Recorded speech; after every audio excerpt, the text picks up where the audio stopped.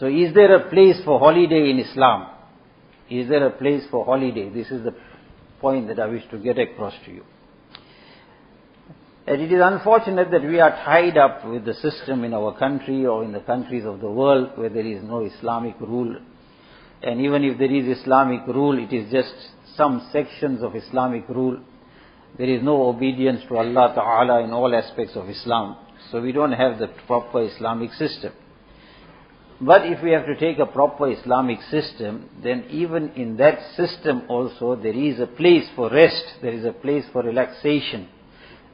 And not only there is a place for relaxation, but there is also sawab on that relaxation. Now you will say that this is something strange that we are listening. That how can you get sawab on relaxation? We will come to that inshallah.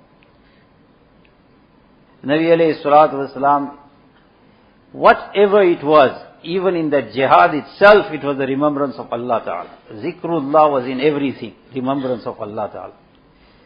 So therefore, this person who is now seeking a holiday, he says he wants to refreshen himself. He wants to have some kind of relaxation of the mind and the brain and the body. Then again, it must be with the remembrance of Allah Ta'ala. That is the only condition. That this relaxation is permissible, there's nothing wrong. The person has worked the whole year, or the student has worked hard the whole year, which we get very few really doing these days. But in any case, if they have, and they are now tired, so they are allowed some kind of relaxation. But whether it is the student, or whether it is the parents, or whether it is anybody else, if we are tired and we need some kind of break, then there's nothing wrong with that. But the condition is this, that that break must remind us of Allah Ta'ala. We must not be negligent of the remembrance of Allah Ta'ala. That in that break, in that holiday, Allah Ta'ala is watching us.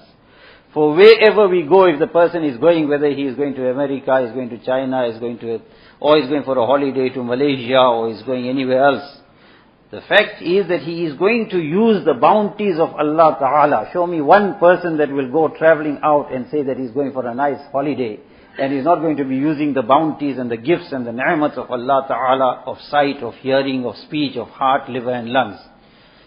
Every ni'mat and bounty is Allah Ta'ala's gift. And therefore he will be using that.